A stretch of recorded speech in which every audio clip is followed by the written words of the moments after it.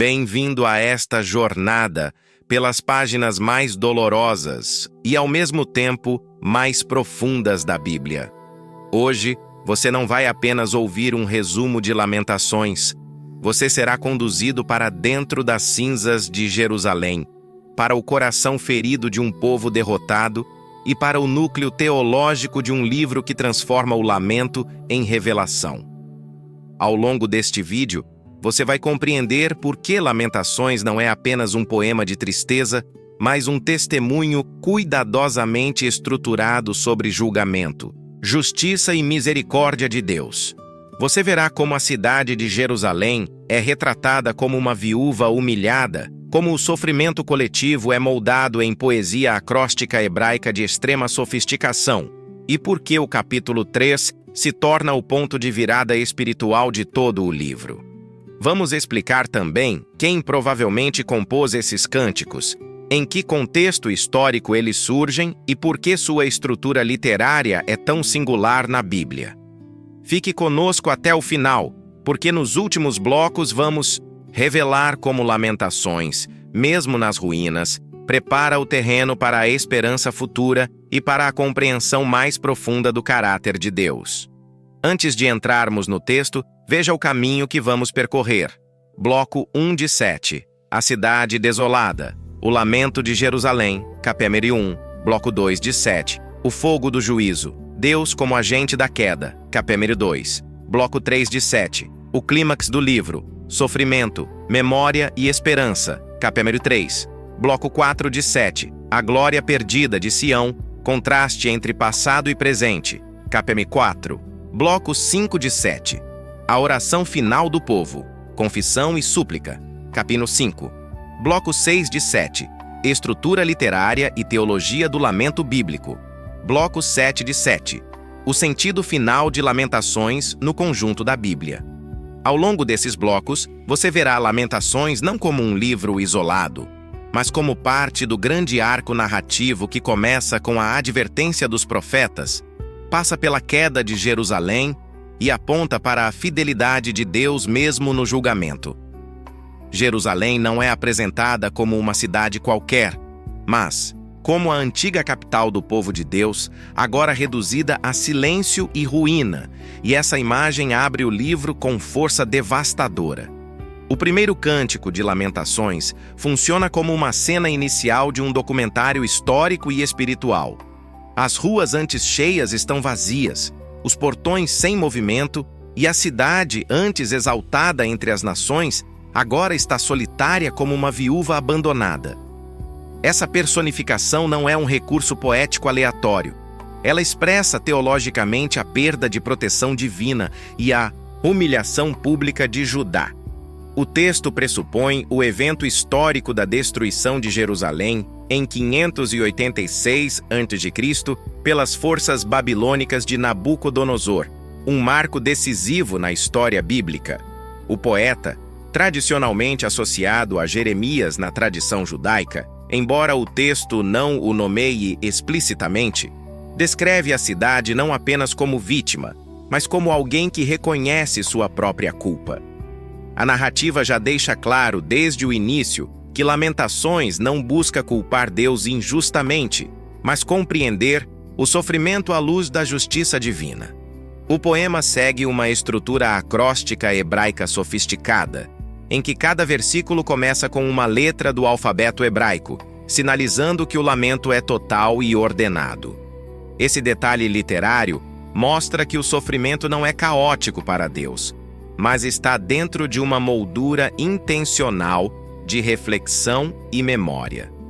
O acróstico também sugere que o povo está tentando dar forma à dor por meio da linguagem, organizando o trauma em palavras quando tudo ao redor parece desmoronar. A escolha dessa estrutura indica que Lamentações não é um desabafo impulsivo, mas uma composição cuidadosamente elaborada para ser recitada, lembrada e transmitida. Esse padrão literário conecta o livro à tradição poética hebraica, aproximando-o de salmos e outros cânticos de lamento. Ao mesmo tempo, O uso do acróstico reforça a ideia de que o julgamento de Deus foi completo, atingindo de A a Z toda a cidade. Logo nos primeiros versos, Jerusalém é descrita como alguém que chora amargamente de noite, imagem que combina dor pessoal e ruína coletiva. A noite não é apenas um cenário físico, mas um símbolo de abandono e silêncio divino. O poema destaca que não há quem a console entre todos os seus amantes, uma referência às alianças políticas que Judá buscou com outras nações e que agora se revelam inúteis. Esse ponto é historicamente significativo, pois remete à política instável dos últimos reis de Judá, que confiaram mais no Egito do que em Deus. O lamento revela que a confiança equivocada nessas alianças contribuiu para a queda. Assim, o capítulo 1 não é apenas emocional. Ele é também uma leitura teológica da história recente de Jerusalém. A imagem de Jerusalém como escrava sob domínio estrangeiro aparece logo em seguida, reforçando o contraste entre glória passada e humilhação presente. A cidade que antes governava agora serve, invertendo completamente sua posição no cenário internacional. O texto lembra que seus inimigos triunfaram e que seus adversários prosperam, mas deixa implícito que isso ocorreu porque Deus permitiu como parte do julgamento. Essa perspectiva evita uma leitura puramente política dos eventos e os coloca dentro do plano divino. O poeta não apresenta a Babilônia como força autônoma, mas como instrumento nas mãos de Deus. Esse tema será retomado ao longo de todo o livro, conectando Lamentações ao livro de Jeremias e às profecias anteriores. O capítulo também enfatiza o sofrimento concreto da população, sacerdotes gemendo, virgens entristecidas e o povo em geral em profunda aflição. Esses detalhes não são meramente sentimentais. Eles revelam o colapso de toda a estrutura social e religiosa de Judá. Os sacerdotes, que deveriam interceder e liderar espiritualmente, estão em desespero, indicando que o culto no templo foi interrompido. As virgens, símbolo de futuro e continuidade, estão abatidas, sugerindo que até a esperança geracional foi ferida. O lamento, portanto, não é apenas individual, mas comunitário e nacional. Em um movimento marcante, o poema faz Jerusalém falar em primeira pessoa, assumindo responsabilidade por sua queda.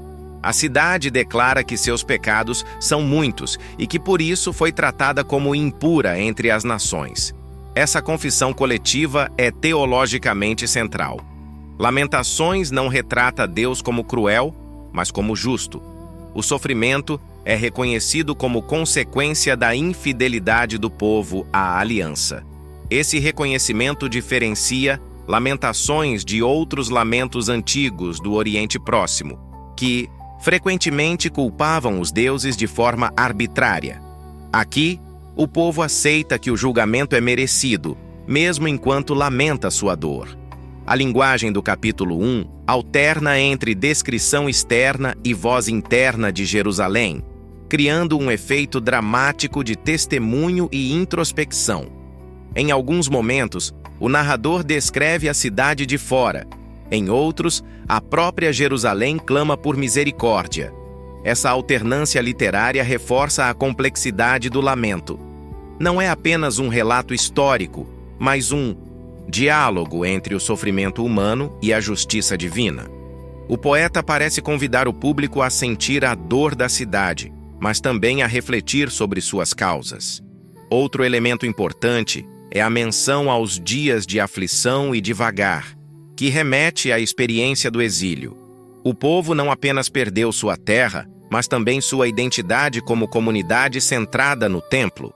Esse deslocamento geográfico e espiritual marca profundamente a narrativa. O capítulo 1 já antecipa o tema central do livro: como viver e adorar a Deus fora da terra prometida e sem o templo. Lamentações, portanto, não é apenas sobre destruição, mas sobre a crise de identidade do povo de Deus. O poema também destaca que Jerusalém se lembra de seus dias de esplendor enquanto sofre no presente, criando um contraste doloroso entre passado e presente. Essa memória não é nostalgia vazia. Ela serve para intensificar o peso da perda e para lembrar que o que foi destruído não era trivial. A cidade não caiu de um estado comum, mas de uma posição elevada de privilégio e proximidade com Deus. Esse contraste prepara o terreno para reflexões teológicas mais profundas nos capítulos seguintes. No final do capítulo 1, Jerusalém apela diretamente a Deus e aos que passam por ela, pedindo que observem sua dor e reconheçam que o Senhor a afligiu por causa de seus pecados. Essa súplica não é uma tentativa de manipular Deus, mas um clamor honesto por reconhecimento e misericórdia. Ao mesmo tempo, a cidade admite que Deus é justo em seu julgamento, o que revela maturidade espiritual em meio à crise. O lamento termina sem resolução, deixando o público na tensão entre dor e justiça divina. Assim, o bloco 1 estabelece o tom de todo o livro: profundo lamento, confissão de culpa, reconhecimento do julgamento e busca por sentido em meio à ruína. Lamentações não começa com esperança, mas com verdade. A verdade do sofrimento e da responsabilidade humana. Esse início prepara o caminho para os desenvolvimentos teológicos mais complexos, que virão nos próximos blocos. Vimos Jerusalém personificada como uma viúva desolada, reconhecendo sua culpa, sofrendo as consequências do exílio e sendo apresentada dentro de uma estrutura acróstica hebraica que molda o lamento. No próximo bloco, veremos como o poema passa do lamento humano para a ação divina, retratando Deus não apenas como testemunha, mas como agente do julgamento sobre Jerusalém. Já vimos a dor de Jerusalém e a confissão de culpa. Agora vamos entender como o próprio Deus é descrito como aquele que executa o juízo no bloco 2. Se o primeiro cântico de lamentações apresentou a dor humana de Jerusalém, o segundo desloca o foco de maneira decisiva. Agora o centro não é apenas o sofrimento da cidade, mas a ação deliberada de Deus dentro desse sofrimento. O capítulo 2 começa com uma afirmação teológica contundente. O Senhor, em sua ira, cobriu a filha de Sião com uma nuvem de escuridão, deixando claro que a destruição não foi mero acidente histórico, nem simples vitória militar babilônica. A imagem da nuvem remete tanto à presença divina no Êxodo quanto ao julgamento, criando uma tensão profunda entre proteção passada e disciplina presente. Diferente do capítulo 1, onde Jerusalém fala e confessa, aqui a voz poética assume um tom mais observador e teológico, descrevendo a queda como ato direto de Deus. Esse deslocamento é crucial para entender Lamentações. O livro não permite uma leitura simplista em que Babilônia é o único agente da ruína. O segundo, Cântico, insiste que por trás do cerco e das chamas está o juízo soberano do Senhor, cumprindo advertências antigas dos profetas. O poema mantém a estrutura acróstica hebraica, mas com um rigor ainda mais severo do que no capítulo anterior, sugerindo que o julgamento também segue uma ordem deliberada e completa. Cada versículo começa com uma letra do alfabeto hebraico, reforçando a ideia de que a destruição alcançou todas as dimensões da vida da cidade. Essa forma literária não suaviza o conteúdo. Pelo contrário, intensifica o peso do que é dito, como se a própria linguagem estivesse submetida à disciplina divina. Enquanto no capítulo 1, o acróstico organizava o lamento, aqui ele organiza o testemunho do juízo. O poeta, ao moldar a tragédia dentro dessa estrutura, indica que o sofrimento não é aleatório, mas parte de um propósito divino maior, ainda que doloroso. Logo nos primeiros versos, o cântico descreve como Deus derrubou do céu à terra a glória de Israel, expressão carregada de significado teológico e histórico. A glória alude tanto ao templo quanto à presença de Deus no meio do povo. algo central desde a época de Salomão. Ao dizer que essa glória foi lançada por terra, o texto sugere uma reversão completa da história de Israel. Aquilo que simbolizava a eleição divina agora jaz em ruínas. Essa linguagem ecoa advertências proféticas anteriores, especialmente em Jeremias e Ezequiel, sobre a retirada da presença de Deus do templo. O capítulo 2, portanto, conecta diretamente Lamentações com o corpo maior da literatura profética, mostrando continuidade entre palavra anunciada e juízo cumprido. O poema, então, passa a descrever Deus como um inimigo que estendeu o cordel sobre Jerusalém, imagem associada tanto à construção quanto à destruição nas Escrituras. Aqui, o cordel não mede para edificar, mas para demolir com precisão. Essa metáfora revela que a queda da cidade não foi caótica, foi cuidadosamente delimitada pelo próprio Deus. Ao mesmo tempo, o texto afirma que o Senhor não conteve a mão na destruição, enfatizando a seriedade do julgamento. Essa linguagem é chocante, pois inverte a expectativa de um Deus protetor e coloca-o como agente ativo da calamidade. O cântico, assim, obriga o público a confrontar uma verdade difícil. O mesmo Deus que libertou Israel do Egito agora participa da ruína de Jerusalém. O capítulo detalha o colapso das estruturas físicas e espirituais da cidade, começando pelas muralhas e fortificações. O poeta descreve como o Senhor fez lamentar o baluarte e o muro, personificando até mesmo as construções como enlutadas. Historicamente, isso reflete a realidade do cerco babilônico e da destruição sistemática das defesas de Jerusalém. Teologicamente, porém, o texto sugere que essas muralhas, antes vistas como símbolos de segurança divina, não puderam proteger o povo quando Deus retirou seu favor. A confiança em estruturas materiais, portanto, revela-se ilusória diante do juízo. Em seguida, o cântico volta-se para o templo, coração religioso de Judá, descrevendo sua profanação e destruição. Deus rejeitou o seu altar e abandonou o seu santuário, linguagem que seria impensável para muitos israelitas da época. Essa afirmação atinge o núcleo da identidade nacional e religiosa de Judá, pois o templo era visto como inviolável. Lamentações, porém, deixa claro que a presença de Deus não está presa a um edifício. Quando o povo quebra a aliança, o templo perde sua proteção. O texto ecoa a mensagem de Jeremias no chamado Sermão do Templo, onde o profeta advertiu que confiança mágica no santuário não impediria o julgamento. O poema também enfatiza o fim das práticas cultuais formais, afirmando que o Senhor fez esquecer em Sião a festa e o sábado. Essa observação tem enorme peso teológico, pois indica que a vida litúrgica de Israel foi interrompida. As festas que antes marcavam o calendário sagrado e celebravam a relação com Deus, agora desapareceram no caos do exílio.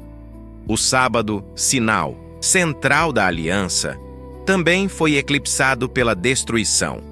O cântico, assim, retrata não apenas uma crise política, mas uma ruptura profunda no ritmo espiritual do povo. Um dos momentos mais intensos do capítulo é a descrição dos líderes religiosos e políticos sendo humilhados. O rei e os príncipes são rejeitados, e os sacerdotes e profetas são silenciados. Essa queda das lideranças revela o fracasso coletivo de Judá em guiar o povo segundo a vontade de Deus. O texto sugere que parte da responsabilidade pela tragédia recai sobre aqueles que deveriam ter conduzido a nação com justiça e fidelidade. Ao mesmo tempo, a ausência de profetas que tragam visão ou consolo reforça o sentimento de abandono divino. O cântico, então, desloca o foco para o sofrimento do povo comum, especialmente crianças e idosos, pintando cenas de devastação social.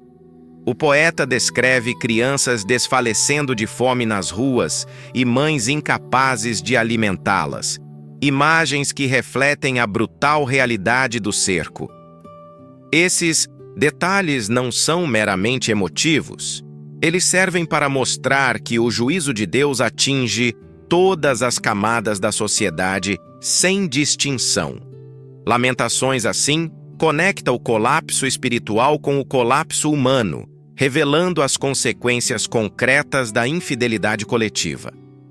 Um elemento estrutural importante do capítulo 2 é a mudança de voz poética no meio do cântico.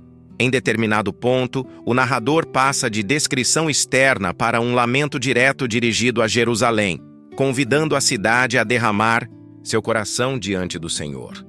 Essa transição marca uma virada no tom do poema. Após enfatizar o juízo divino, o texto começa a abrir espaço para o clamor humano. O poeta aconselha Jerusalém a levantar as mãos em oração, indicando que, mesmo sob julgamento, ainda há lugar para a súplica. Essa instrução para orar revela uma tensão central em Lamentações. Deus é o agente da destruição, mas também é o único capaz de trazer consolo. O capítulo 2 não resolve essa tensão, ele a intensifica. Ao retratar Deus como inimigo e juiz, o poema não nega sua misericórdia, mas prepara o terreno para o clímax teológico do capítulo 3. Aqui, o lamento humano começa a emergir não como acusação, mas como pedido desesperado por intervenção divina. Outro aspecto notável é o uso de imagens visuais e auditivas para transmitir a catástrofe. O poeta fala de choro, gemidos, gritos e silêncio pesado, criando uma paisagem sonora de luto. Essas imagens não apenas descrevem a dor, mas também convidam o público a senti-la visceralmente. Lamentações, nesse sentido, não é apenas teologia, é experiência encarnada em poesia. O capítulo termina com uma cena devastadora. Mães comendo seus próprios filhos durante o cerco. Um horror que ecoa advertências antigas de Deuteronômio sobre as consequências extremas da quebra da aliança. Essa referência explícita conecta Lamentações com a tradição mosaica, mostrando que o que está acontecendo em Jerusalém não é inesperado dentro da lógica bíblica. O texto, assim, fecha o segundo cântico reafirmando que o julgamento de Deus, embora terrível, está enraizado na própria aliança que Israel aceitou. Teologicamente, o bloco 2 aprofunda a compreensão do livro ao apresentar Deus não como espectador distante, mas como agente ativo do juízo. Lamentações não permite uma separação fácil entre história e teologia. A queda de Jerusalém é simultaneamente evento político e ato divino. Ao mesmo tempo, o cântico não elimina a possibilidade de oração, mas sugere que ela deve nascer do reconhecimento da justiça de Deus. Literariamente, o capítulo 2 intensifica o uso do acróstico e da linguagem imagética, mostrando como forma e conteúdo trabalham juntos para transmitir a gravidade da situação. A cidade não é apenas destruída, ela é teologicamente desnudada diante de Deus e das nações. Assim, o bloco 2 estabelece o segundo grande pilar de Lamentações. Depois de reconhecer a dor e a culpa humana no capítulo 1, o livro revela a mão de Deus na calamidade.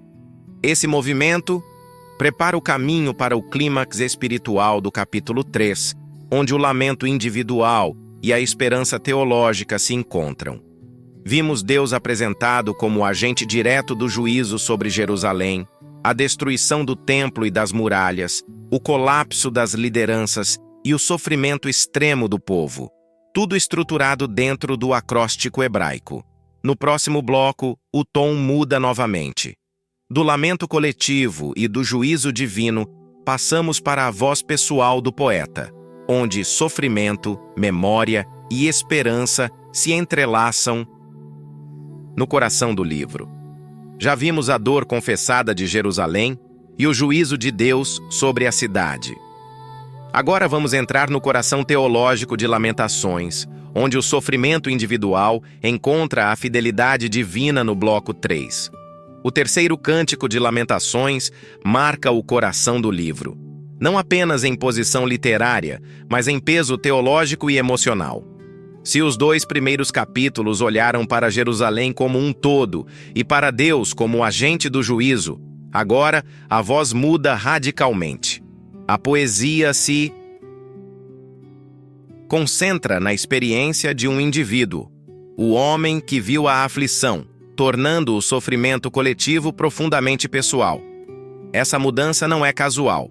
Estruturalmente, o capítulo 3 é o centro exato do livro e também o mais elaborado tecnicamente, organizando-se em um acróstico triplo, em que cada letra hebraica governa 3 versículos seguidos. Essa ampliação do padrão acróstico sugere que aqui está o clímax meditativo de Lamentações, a tentativa mais intensa de dar forma, ordem e sentido à dor. Desde os primeiros versos, a linguagem é visceral e corporal, não abstrata. O poeta fala de ser conduzido por trevas, não por luz, ecoando a sensação de abandono espiritual e existencial. Diferente dos capítulos anteriores, onde a cidade fala ou é descrita, aqui a narrativa assume um tom quase confessional, mas sem perder o caráter representativo. Esse homem fala em nome de muitos que sofreram com o cerco, o exílio e a destruição. A escolha de imagens, ossos quebrados, carne consumida, correntes, cercas e pedras aproxima o texto de tradições de lamento individual presentes em Salmos, criando uma ponte literária entre esses livros. O cântico insiste que o sofrimento não foi apenas resultado de circunstâncias externas, mas algo vivido como encontro direto com Deus. O poeta afirma que o Senhor voltou sua mão contra ele repetidas vezes, imagem que aprofunda a teologia do juízo apresentada no capítulo 2.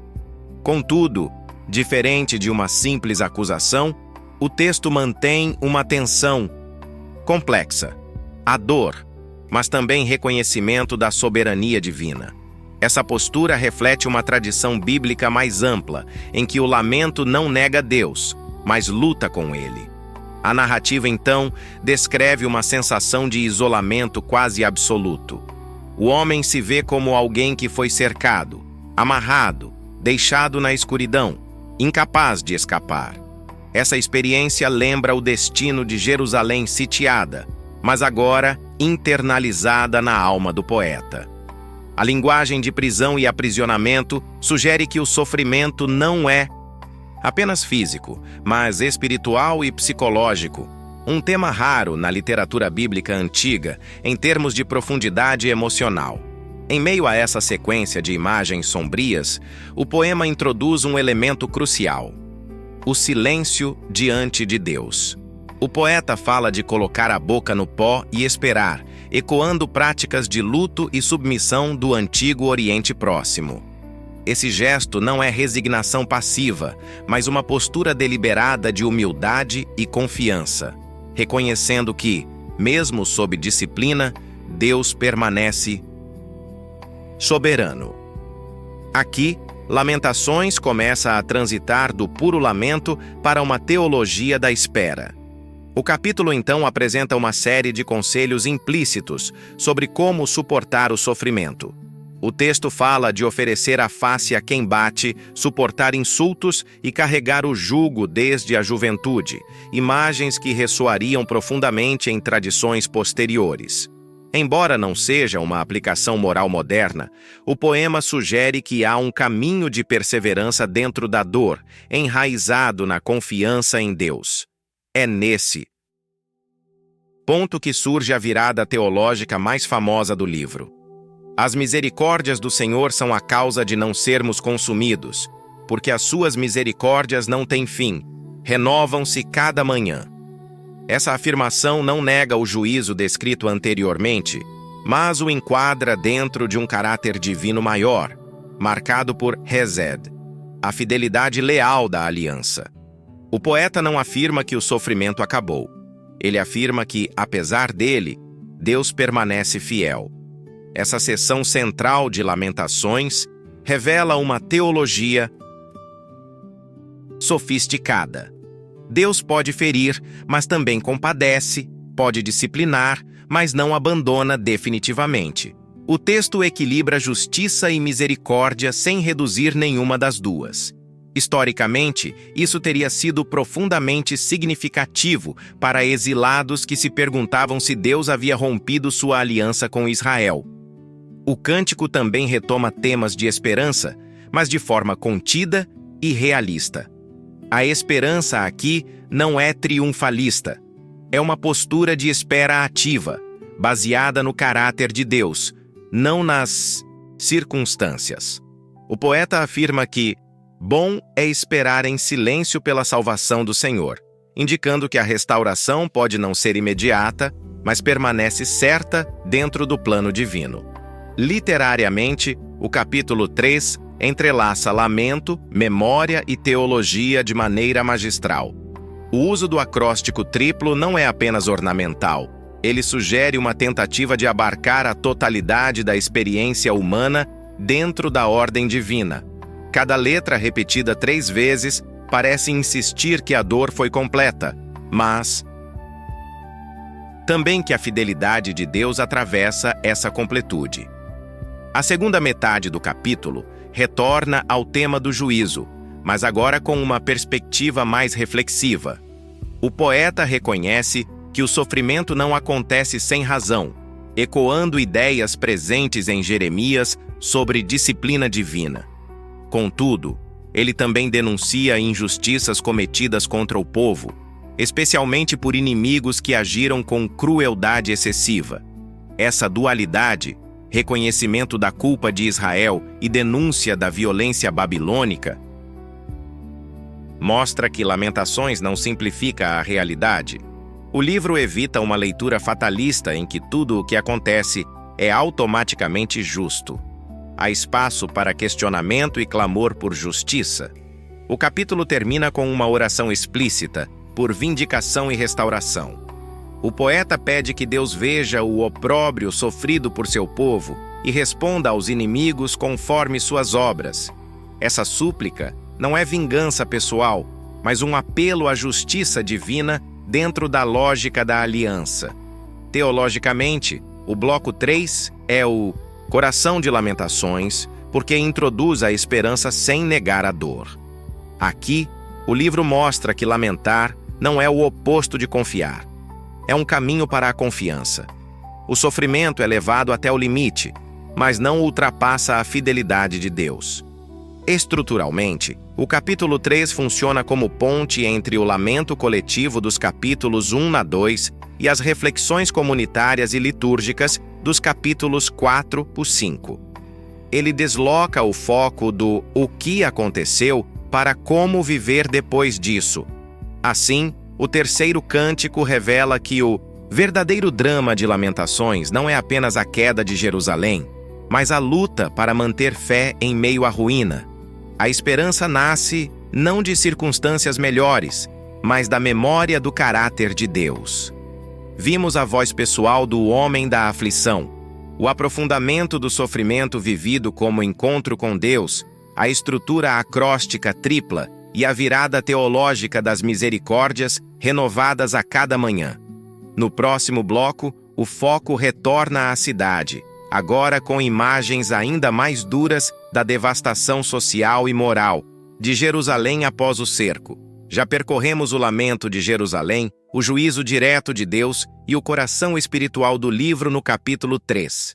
Agora avançamos para as consequências concretas dessa tragédia sobre o povo e a cidade. No bloco 4, o quarto cântico de Lamentações desloca novamente o olhar do sofrimento interior para a cena externa de Jerusalém, mas agora com uma nitidez ainda mais perturbadora. Depois do clímax espiritual do capítulo 3, o poeta retorna à cidade devastada para mostrar que o juízo divino não foi apenas teológico ou simbólico, mas profundamente social, humano e cotidiano. A estrutura continua acróstica, porém volta ao padrão de um versículo por letra, sugerindo que a intensidade emocional permanece alta, mas o foco agora é descritivo. quase documental, como se o poeta estivesse percorrendo os escombros e registrando o que encontrou. Logo no início, o cântico apresenta uma imagem chocante. O ouro puro de Sião perdeu seu brilho e as pedras sagradas do templo estão espalhadas pelas ruas. Essa metáfora não é apenas estética. O ouro representa a santidade e a identidade de Jerusalém, enquanto as pedras simbolizam a estabilidade do culto e da aliança. Ao afirmar que tudo isso foi jogado ao chão, o poema indica que a destruição atingiu o próprio coração religioso e cultural de Israel, não apenas suas muralhas físicas. Em seguida, o texto introduz um contraste doloroso entre o passado e o presente. Os filhos preciosos de Sião, antes comparados a ouro fino, agora são tratados como vasos de barro quebrados. Essa comparação sugere que a dignidade do povo foi completamente rebaixada, transformando pessoas honradas em objetos descartáveis. Historicamente, isso reflete a realidade dos sobreviventes do cerco, muitos dos quais foram humilhados, escravizados ou mortos nas ruas. O poeta então passa a descrever cenas de extrema desumanização. Mães que antes cuidavam amorosamente de seus filhos, agora são retratadas como cruéis, incapazes de alimentá-los em meio à fome. Essa imagem ecoa o horror já mencionado no capítulo 2, mas aqui é detalhada com ainda mais crueza, mostrando como a escassez destruiu os laços naturais mais básicos da sociedade. A fome se torna um tema central do bloco. O texto fala de crianças pedindo pão e ninguém lhes dando, de príncipes que antes se vestiam de púrpura, agora vagando pelas ruas em trapos. Essa inversão radical de status revela que o colapso não foi apenas espiritual, mas econômico e político, desmontando toda a hierarquia social de Jerusalém. O cântico também destaca a mudança de destino dos líderes. Os que antes eram respeitados e temidos, agora estão irreconhecíveis, com rostos enegrecidos pela fome e corpos consumidos pela miséria. Essa descrição serve como um lembrete de que o juízo atingiu todas as camadas da sociedade, dos pobres aos poderosos, sem exceção. Em um ponto particularmente sombrio, o poeta afirma que os que morreram pela espada tiveram um fim mais feliz do que os que pereceram lentamente de fome. Essa declaração chocante sublinha o grau extremo do sofrimento vivido na cidade sitiada, onde a morte rápida era preferível à agonia prolongada. Literariamente, essa comparação intensifica o tom trágico do capítulo. O texto, então, retoma a responsabilidade moral do povo e de seus líderes. Sacerdotes e profetas são mencionados como aqueles que derramaram sangue inocente dentro da própria cidade, contaminando o espaço sagrado. Essa acusação conecta o desastre presente com falhas espirituais anteriores, reforçando a ideia de que a destruição não foi aleatória, mas consequência de corrupção interna. O poeta descreve como esses líderes agora vagueiam como cegos pelas ruas, manchados de sangue, rejeitados até pelos estrangeiros. Essa imagem sugere que Jerusalém perdeu não apenas a proteção de Deus, mas também o respeito das nações ao redor, tornando-se um objeto de desprezo internacional. No meio dessa descrição de ruína, o cântico faz uma afirmação teológica crucial. Ninguém acreditava que inimigos poderiam entrar pelos portões de Jerusalém. Essa frase revela o orgulho e a falsa segurança que dominavam a cidade antes da queda, lembrando que a confiança excessiva em instituições ou símbolos sagrados, sem fidelidade real, leva à tragédia. Ao final do capítulo, o foco se desloca brevemente para Edom, nação vizinha que celebrou a queda de Jerusalém. O poeta adverte que o cálice do juízo também chegará até eles, introduzindo um tema de justiça divina que transcende Israel. Esse movimento amplia o horizonte do livro, mostrando que o sofrimento de Judá está inserido em um quadro maior de julgamento entre as nações. Literariamente, o capítulo 4 funciona como um retrato social do desastre, complementando o lamento espiritual do capítulo 3. Se o bloco 3 mostrou o coração ferido de um indivíduo, o bloco 4 expõe o corpo ferido de uma cidade inteira. Teologicamente, o cântico reforça a ideia de que o pecado tem consequências coletivas e tangíveis. A ruína não é apenas um castigo abstrato. Ela se manifesta em fome, vergonha, violência e desintegração social. Ao mesmo tempo, há uma sutil continuidade com o tema da esperança. Embora o capítulo seja sombrio, a menção de que o juízo também alcançará Edom sugere que Deus ainda governa a história e não abandonou seu papel de juiz justo. Estruturalmente, este bloco prepara o caminho para o capítulo final, que mudará de tom e forma. Depois de 4 cânticos acrósticos, o livro está prestes a abandonar essa estrutura rígida, indicando uma transição emocional e teológica importante. Assim, o bloco 4 não é apenas uma repetição do lamento anterior, mas um aprofundamento do impacto humano da destruição de Jerusalém. Ele força quem escuta a confrontar o custo real do afastamento de Deus e da corrupção interna do povo. Vimos a devastação social de Jerusalém, a fome extrema, a queda dos líderes, a corrupção dos sacerdotes e profetas, e o lembrete de que o juízo também alcançará Edom. No próximo bloco, o livro abandona o acróstico e se transforma em uma oração coletiva, um clamor direto a Deus por restauração e misericórdia. O 5º e último cântico de Lamentações marca uma virada decisiva no tom e na forma do livro, abandonando a estrutura acróstica que organizou os 4 capítulos anteriores. Esse detalhe formal não é casual. Depois de 4 poemas cuidadosamente estruturados, o povo agora fala de maneira mais direta, urgente e despojada, como alguém que já não tem tempo para a forma literária diante da dor. A ausência do acróstico sugere que o lamento ultrapassou qualquer tentativa de ordem estética e se transforma em uma súplica aberta diante de Deus. Logo no início, o capítulo se apresenta como uma oração coletiva, não mais como a voz de um poeta isolado, mas como o clamor de toda a comunidade sobrevivente. O povo não discute sua situação com metáforas complexas. Ele simplesmente pede que Deus se lembre do que aconteceu, ecoando uma linguagem típica de súplica no Antigo Testamento. Esse pedido por lembrança não implica que Deus tenha esquecido, mas expressa o desejo de que ele intervenha novamente na história de Israel. A primeira parte do cântico descreve em tom quase jurídico a situação de desolação em que o povo se encontra. As casas foram entregues a estrangeiros, as heranças passaram para mãos alheias, e a identidade familiar de Israel foi profundamente ferida.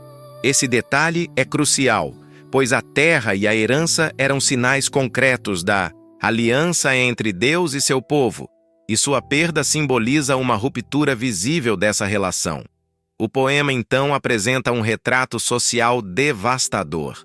Órfãos e viúvas são mencionados como figuras centrais da tragédia, não apenas por compaixão, mas porque representam a quebra da estrutura familiar e comunitária de Israel. Sem paz, sem proteção e sem sustento, essas pessoas encarnam o colapso total da ordem social que antes sustentava Jerusalém. Em seguida, o texto descreve a humilhação cotidiana do povo. Eles precisam comprar água para beber e pagar pela própria lenha, algo impensável em tempos de estabilidade. Essa imagem revela que a sobrevivência mais básica se tornou um peso financeiro, transformando a vida em uma luta constante contra a escassez e a exploração. O cântico também fala do trabalho forçado e da opressão. Homens exaustos são comparados a escravos, carregando cargas pesadas sem descanso, enquanto mulheres sofrem violência e desonra dentro e fora da cidade.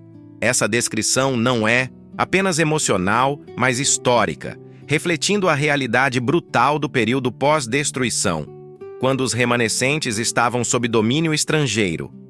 A fome continua sendo um tema central, assim como no bloco anterior. O texto menciona que o povo busca pão arriscando a própria vida, enfrentando perigos nas estradas e nos campos devastados. Essa cena reforça a ideia de que o juízo divino não foi apenas espiritual, mas deixou consequências físicas profundas que moldaram cada aspecto da existência diária. No meio dessa lamentação, surge um reconhecimento coletivo de culpa. O povo admite que seus antepassados pecaram e que agora eles carregam as consequências, mesmo sem terem cometido exatamente os mesmos erros. Essa confissão revela maturidade teológica. Eles não apenas pedem ajuda, mas reconhecem a relação entre pecado e sofrimento dentro da lógica da aliança. Ao mesmo tempo, o cântico evita um tom de resignação fatalista. Em vez disso, ele expressa dor misturada com esperança contida, como se o povo soubesse que ainda há um Deus capaz de restaurar sua história. Essa tensão entre arrependimento e expectativa percorre todo o capítulo, criando uma atmosfera profundamente emotiva. O poema então se volta para a liderança perdida. Reis e príncipes desapareceram, sacerdotes e anciãos já não ocupam seus lugares. E a estrutura política e religiosa de Israel foi praticamente desmantelada. Essa observação conecta o sofrimento presente com a ausência de governança legítima, um tema recorrente nos livros proféticos. Um dos momentos mais intensos do capítulo ocorre quando o povo reconhece que sua alegria desapareceu e que a dança foi substituída por luto. Essa imagem não é apenas poética, mas cultural. Festas e celebrações eram sinais de bênção divina, e sua ausência simboliza a ruptura completa da relação entre Deus e seu povo. No clímax do cântico, a comunidade faz um apelo direto e quase desesperado: "Converte-nos a ti, Senhor, e seremos convertidos." Essa frase revela que eles reconhecem sua incapacidade de mudar por conta própria e dependem totalmente da iniciativa divina para a restauração. Aqui o livro atinge seu ponto teológico mais profundo. Arrependimento verdadeiro é obra de Deus no coração humano. O capítulo termina com uma pergunta inquietante: ou nos rejeitaste totalmente? Essa interrogação deixa o livro em um estado de tensão deliberada, sem oferecer uma resolução fácil. Diferente de outros textos bíblicos, Lamentações não fecha com uma promessa explícita de restauração imediata, mas com um clamor que ecoa no silêncio. Literariamente, o bloco 5 funciona como a conclusão emocional e espiritual do livro. Depois de descrever a destruição, blocos 1 a 2, refletir sobre o sofrimento individual, bloco 3, e expor a ruína social, bloco 4, o poema finaliza com uma oração comunitária que une dor, confissão e esperança. Teologicamente, este capítulo sintetiza a mensagem central de Lamentações. O juízo de Deus é real. As consequências do pecado são profundas. Mas o caráter misericordioso de Deus ainda é a única base para qualquer esperança futura. O povo não nega sua culpa, mas também não abandona a confiança de que Deus pode agir novamente. Estruturalmente, a ausência do acróstico e o tom de súplica direta indicam que o livro não é apenas um lamento poético, mas uma liturgia de arrependimento que poderia ter sido usada no culto comunitário após a destruição de Jerusalém. Assim, o bloco 5 não apenas encerra o livro, mas convida quem ouve a permanecer nesse espaço de clamor entre ruína e restauração. Lamentações termina sem fechar totalmente a história, porque a história de Israel e de Deus com seu povo ainda não acabou. Vimos o clamor coletivo do povo, a descrição da opressão e da fome, a confissão de culpa, a perda da liderança e o apelo desesperado por restauração divina. No encerramento do vídeo, vamos recapitular a jornada completa de Lamentações e revelar o significado maior desse livro dentro da Bíblia. Um testemunho de dor que, paradoxalmente, ainda aponta para a fidelidade de Deus.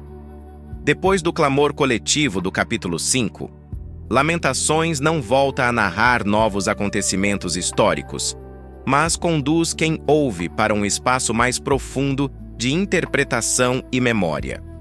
Este bloco não introduz um novo capítulo, porque o próprio livro já chegou ao seu limite narrativo.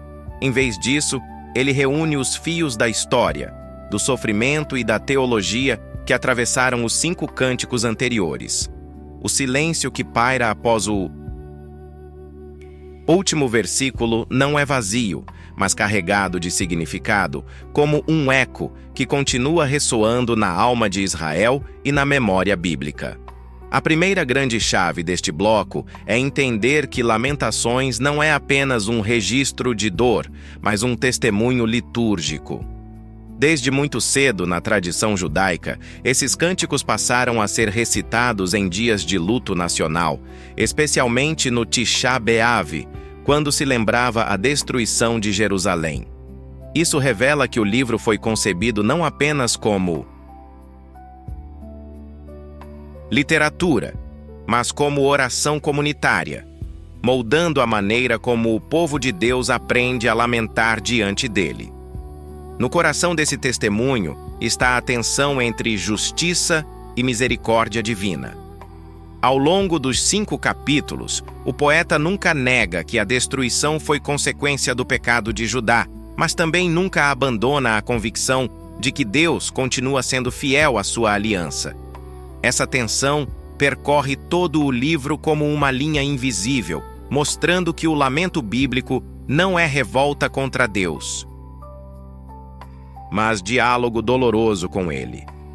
Outro aspecto central deste bloco é a compreensão do sofrimento como pedagógico e não apenas punitivo. Lamentações apresenta a queda de Jerusalém como um evento que expõe a fragilidade humana, a corrupção do coração e a necessidade de arrependimento genuíno. Ao mesmo tempo, o livro sugere que, por meio da dor, Deus purifica, molda e prepara um remanescente para um futuro que ainda não é totalmente visível. A estrutura literária do livro também ganha novo peso neste momento de síntese. Os 4 primeiros capítulos, em forma acróstica, representam uma tentativa humana de impor ordem ao caos, enquanto o 5º capítulo, sem acróstico, simboliza a rendição dessa tentativa diante da realidade do sofrimento. Essa progressão formal reforça a mensagem teológica. Há coisas que só podem ser expressas por meio de clamor direto, e não por esquemas literários perfeitos. Lamentações também dialoga profundamente com outros livros proféticos, especialmente Jeremias do de Joash, qual tradicionalmente se atribui à autoria. As imagens de destruição, fome e exílio ecoam as advertências feitas antes da queda de Jerusalém, criando um arco narrativo que conecta profecia, cumprimento e lamento. Esse diálogo intertextual mostra que Lamentações não está isolado, mas integrado ao grande drama bíblico da aliança entre Deus e Israel. No plano teológico mais amplo, o livro ensina que o silêncio de Deus não significa abandono definitivo. Embora Lamentações termine com uma pergunta sem resposta explícita, todo o restante da Escritura testemunha que Deus não rejeitou para sempre seu povo. Esse bloco ajuda a posicionar o livro dentro da narrativa maior da Bíblia, onde o exílio é seguido por retorno, restauração e, finalmente, esperança messiânica. Outra dimensão fundamental é a centralidade da cidade de Jerusalém como símbolo espiritual. Ao longo do livro, a cidade não é apenas um espaço físico, mas a representação visível da relação entre Deus e seu povo. Sua queda significa mais do que derrota militar. Significa ruptura de comunhão, mas também aponta para a necessidade de uma Jerusalém renovada no futuro. O tema do remanescente também emerge com força neste bloco interpretativo. Mesmo em meio à devastação total, Lamentações pressupõe que ainda existe um povo que lamenta, ora e espera. Esse remanescente silencioso é o elo entre o passado destruído e a promessa de restauração que aparecerá em outros livros proféticos posteriores. Este bloco também destaca o papel do sofrimento na formação espiritual de Israel. Diferente de narrativas triunfalistas, Lamentações ensina que a fé bíblica inclui espaço legítimo para dor, dúvida, luto e questionamento. O livro não censura o lamento, mas o transforma em oração, mostrando que Deus acolhe até mesmo as palavras mais duras de seu povo. Por fim, este bloco prepara o terreno para o fechamento do vídeo ao mostrar que Lamentações não é um livro pessimista, mas profundamente realista e teologicamente maduro.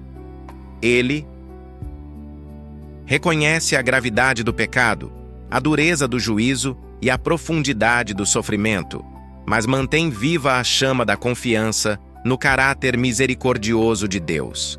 Assim, o bloco 6 funciona como uma ponte entre o clamor do capítulo 5 e a recapitulação final de todo o livro. Ele ajuda a compreender Lamentações não apenas como história de destruição, mas como parte essencial da formação espiritual e teológica do povo de Deus. Vimos Lamentações como livro litúrgico de lamento, sua tensão entre justiça e misericórdia, o significado de sua estrutura literária, sua conexão com Jeremias, o papel do remanescente e o sentido teológico do sofrimento. No próximo bloco, vamos retornar à narrativa histórica por um último olhar panorâmico, conectando Lamentações com o destino de Jerusalém e preparando o caminho para o fechamento definitivo do livro. Ao chegar a este último bloco, Lamentações retorna, não para narrar novos fatos, mas para oferecer um olhar panorâmico final sobre Jerusalém, como se o narrador estivesse sobre uma colina silenciosa, observando a cidade devastada ao pôr do sol. A história não avança cronologicamente, mas se aprofunda em sentido, memória e significado, permitindo que o peso de tudo o que foi visto nos capítulos anteriores seja plenamente assimilado. O livro, que começou com a imagem de uma cidade solitária e desolada, agora convida a contemplar essa mesma cidade com um olhar mais maduro, mais consciente e mais teologicamente denso. Este bloco começa relembrando que Lamentações nasce diretamente do trauma histórico da queda de Jerusalém em 586 a.C., quando Nabucodonosor destruiu o templo, derrubou as muralhas e levou grande parte do povo ao exílio. Não se trata de uma obra abstrata ou puramente poética, mas de um testemunho escrito a partir das cinzas ainda quentes da catástrofe, onde cada verso carrega o peso de corpos, lágrimas e esperanças despedaçadas. Essa ancoragem histórica dá ao livro sua força brutal e sua autenticidade espiritual. O narrador, então, destaca que Lamentações funciona como a memória coletiva de Israel, um registro que impede que o sofrimento seja esquecido ou romantizado. Enquanto outros livros celebram vitórias, reis e milagres, este preserva a lembrança do fracasso, do juízo e da dor, lembrando que a história do povo de Deus também passa por ruínas. Essa memória dolorosa não é destinada à desesperança, mas à formação de uma fé mais humilde e consciente. Neste ponto, o bloco retoma a relação íntima entre Lamentações e o profeta Jeremias, tradicionalmente associado à autoria do livro.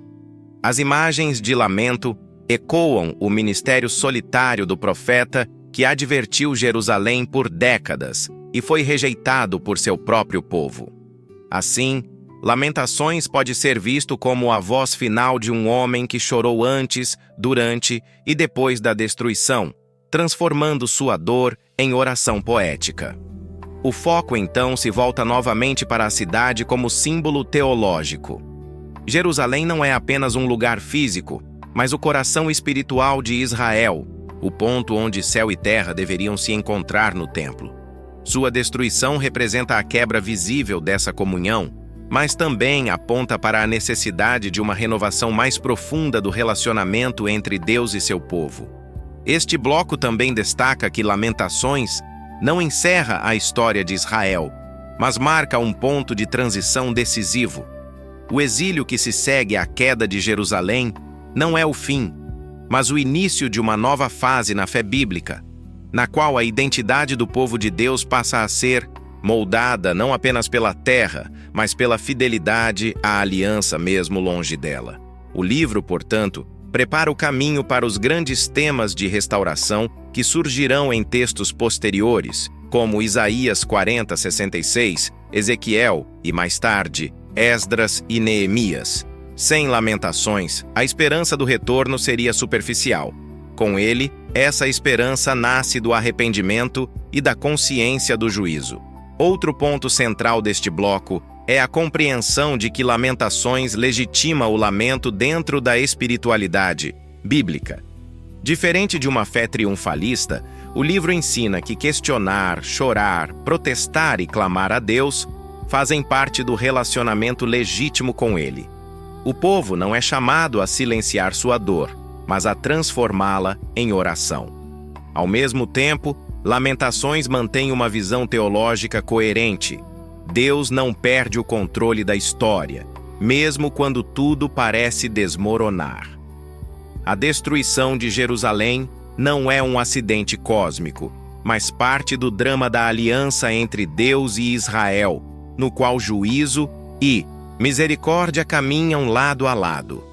Este bloco também enfatiza o papel do remanescente, aqueles que sobreviveram à destruição e continuaram a lamentar, orar e esperar. Esses poucos fiéis se tornam o elo entre o passado arruinado e o futuro restaurado, mostrando que Deus sempre preserva um povo para si, mesmo nos momentos mais sombrios. Por fim, o narrador observa que Lamentações termina propositalmente em tensão, sem uma resolução definitiva. A pergunta final do livro, sobre a rejeição total de Deus, permanece no ar, ecoando no silêncio. Essa abertura não é fraqueza literária, mas um convite à fé e à espera, preparando o caminho para o que virá depois na história bíblica.